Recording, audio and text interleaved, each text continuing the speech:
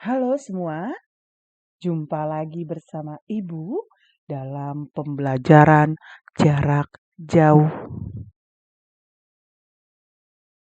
Sebelum kita memulai pembelajaran kita, sebaiknya kita berdoa terlebih dahulu ya. Ibu akan membantu memimpin doa.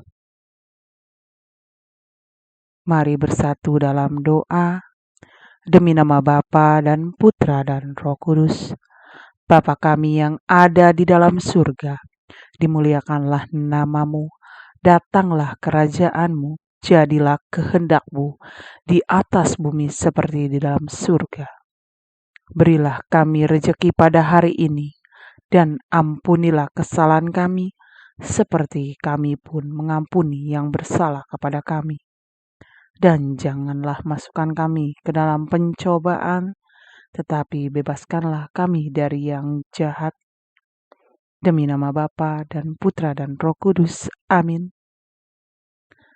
Bagaimana kabar kalian anak-anak ibu di rumah? Ibu berharap kalian dalam keadaan sehat dan semangat dalam belajarnya.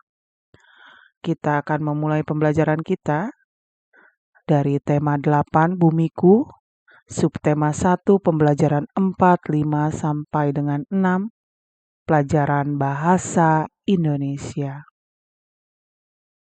Tujuan pembelajaran kita hari ini yaitu siswa dapat memperkirakan informasi yang dapat diperoleh dari teks non-fiksi sebelum membaca, hanya berdasarkan membaca judulnya.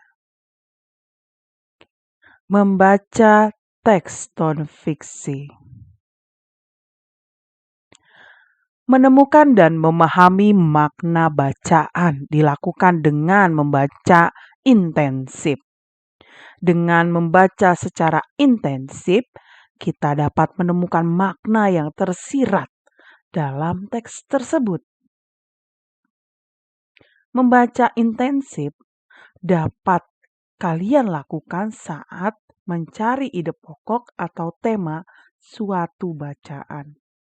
Kira-kira apa sih itu membaca intensif? Nah, Ibu akan menjelaskan. Membaca intensif adalah membaca suatu teks dengan sungguh-sungguh, detail, urut, dan rinci. Apa fungsinya? Yaitu kita dapat mengetahui lebih banyak tentang bacaan.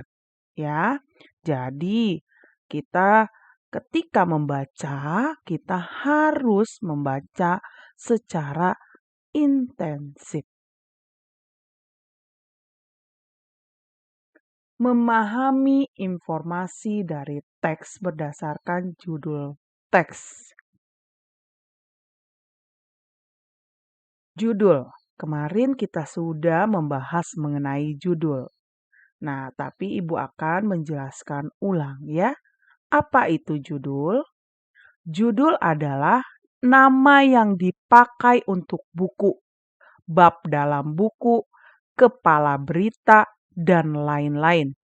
Identitas atau cermin dari jiwa seluruh karya tulis, bersifat menjelaskan diri, dan yang menarik perhatian, dan ada kalanya menentukan wilayah atau lokasi. Judul juga disebut kepala tulisan. Nah, ada pula yang mendefinisikan judul ya, yaitu lukisan singkat suatu teks atau disebut juga miniatur isi bacaan.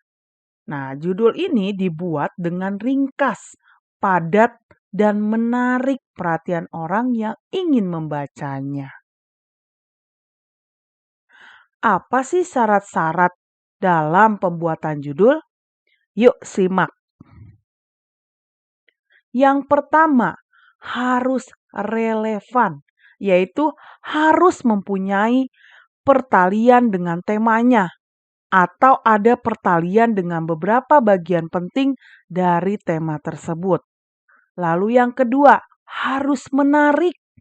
dengan sedemikian rupa sehingga ada keinginan ya, keingintahuan besar si pembaca terhadap isi buku atau karangan. Lalu harus singkat ya, tidak boleh mengambil bentuk kalimat yang panjang ya, tapi dia berbentuk kata ya. Jadi rangkaian katanya singkat. Maksimal itu 5 kata ya. Fungsi judul. Apa sih fungsi judul? Yang pertama, merupakan identitas ya. Cermin dari jiwa seluruh karya tulis. Jadi dari judul tersebut, oh ini ceritanya pasti tentang ini. Karena terlihat dari judul. Ya. Lalu temanya menjelaskan diri dan menarik sehingga mengundang banyak orang yang ingin membaca ya untuk mempelajari isi daripada karya tulis tersebut ya.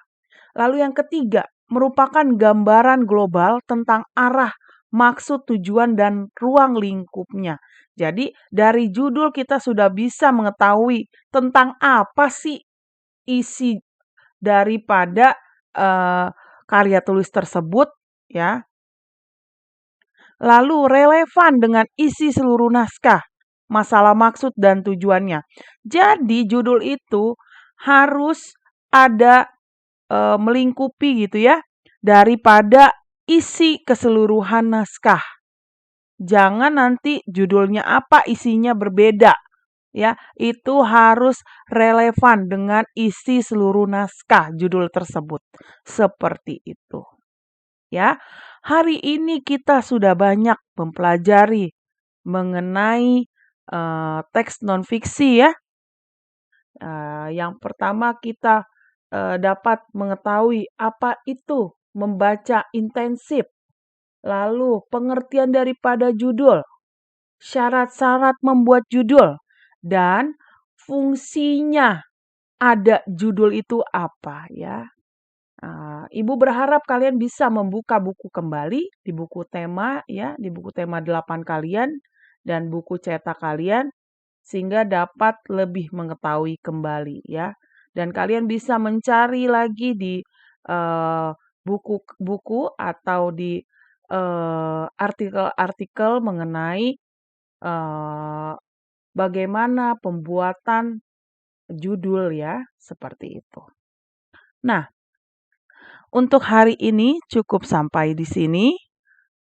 Sebelum kita mengakhiri pembelajaran kita, baiknya kita berdoa terlebih dahulu. Ibu akan membantu memimpin doa. Mari kita berdoa. Atas nama Bapa dan Putra dan Roh Kudus. Salam Maria penuh rahmat Tuhan sertamu, terpujilah engkau di antara wanita, dan terpujilah buah tubuhmu Yesus.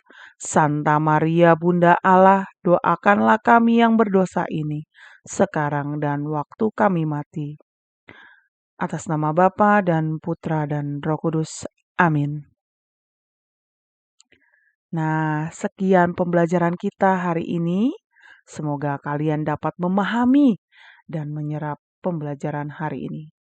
Bapak, Ibu guru berharap kalian tetap semangat dalam belajar dan jaga kesehatan.